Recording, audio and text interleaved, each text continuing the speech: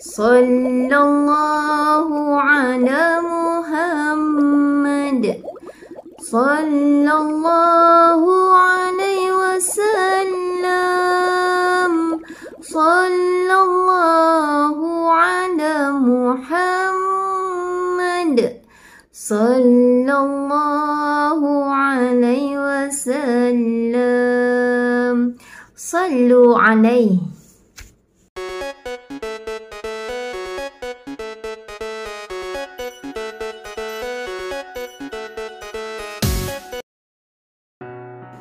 Bismillahirrahmanirrahim.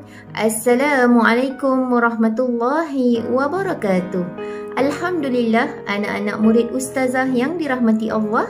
Hari ini kita bertemu lagi dalam subjek Pendidikan Islam bidang adab tahun 1. Baiklah anak-anak, kita mulakan pelajaran kita dengan bacaan doa. Bismillahirrahmanirrahim. Allahumma aftah alaina hikmataka wanshur alaina min khazaini rahmatika ya arhamar rahimin. Rabbi shrah li sadri wa yassir li amri wahlul 'uqdatam min lisani yafqahu qawli.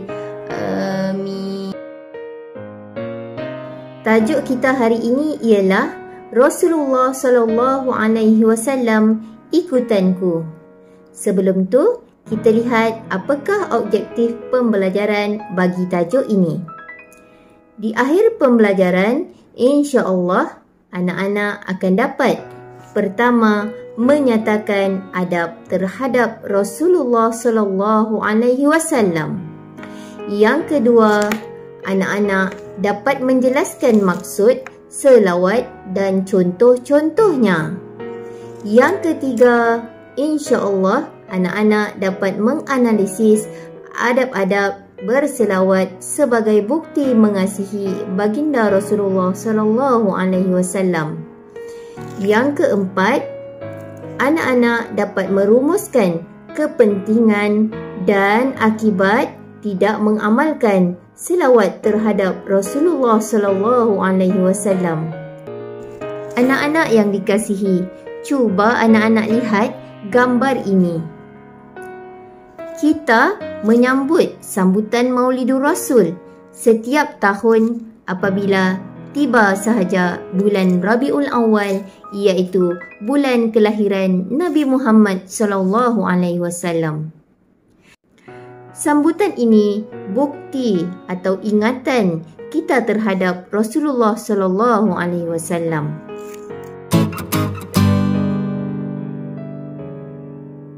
Perkara ini berkait rapat dengan adab terhadap Rasulullah sallallahu alaihi wasallam. Apakah adab terhadap Rasulullah sallallahu alaihi wasallam? Yang pertama, berselawat kepada Nabi Muhammad sallallahu alaihi wasallam. Yang kedua, mengasihi para sahabat Nabi Muhammad sallallahu alaihi wasallam. Yang ketiga, kita beriltizam dengan sunnah Rasulullah sallallahu alaihi wasallam. Dan yang keempat, berazam menziarahi makam baginda Rasulullah sallallahu alaihi wasallam. Allah berfirman dalam surah Al-Ahzab yang berbunyi, Bismillahirrahmanirrahim. Ya ayyuhallazina amanu sallu alaihi wa sallimu taslima. Maksudnya, wahai orang yang beriman, berselawatlah kamu ke atas Nabi Muhammad sallallahu alaihi wasallam dan ucapkanlah salam penghormatan ke atasnya dengan sebenar-benarnya. Anak-anak yang dirahmati Allah, kita lihat pula apa maksud selawat.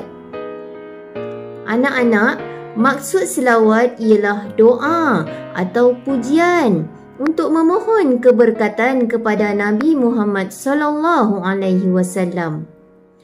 Contoh selawat ialah Allahumma salli ala Sayyidina Muhammad wa ala ali Sayyidina Muhammad.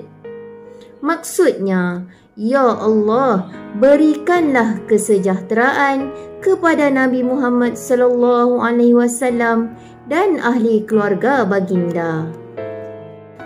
Tapi anak-anak jangan lupa ketika kita melafazkan atau melazimi lafaz selawat ke atas baginda Rasulullah sallallahu alaihi wasallam setiap hari, kita perlu menjaga adab-adab ketika berselawat.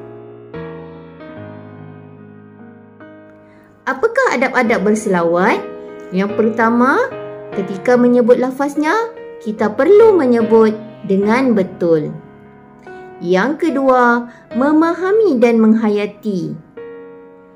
Dan yang ketiga, dilakukan secara ikhlas.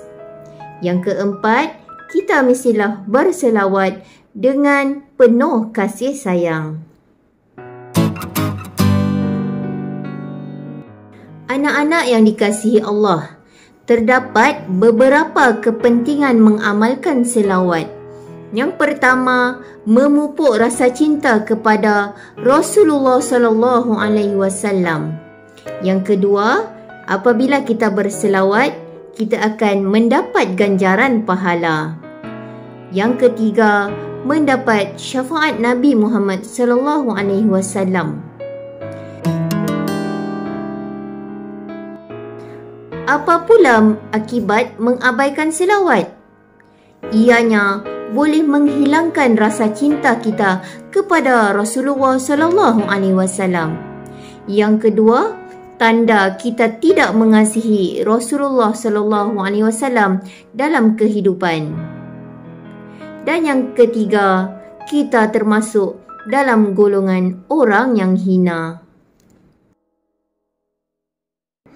Sebagai info tambahan, Ustazah ingin kongsikan, siapa yang berselawat kepada Nabi sekali, maka Allah akan berselawat kepadanya 10 kali.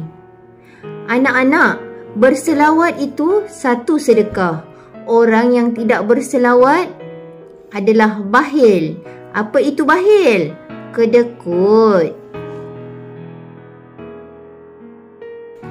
Rumusan bagi tajuk ini, anak-anak, kita perlu perbanyakkan selawat sebagai tanda kasih kita kepada Nabi Muhammad sallallahu alaihi wasallam.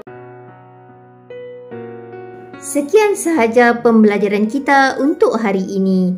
Moga isi kandungan dalam tajuk ini anak-anak dapat aplikasikan dalam kehidupan harian anak-anak dan mendapat rahmat Allah Subhanahu wa taala. Sekian, wabillahi taufiq wal hidayah. Wassalamualaikum warahmatullahi wabarakatuh. Terima kasih anak-anak semua.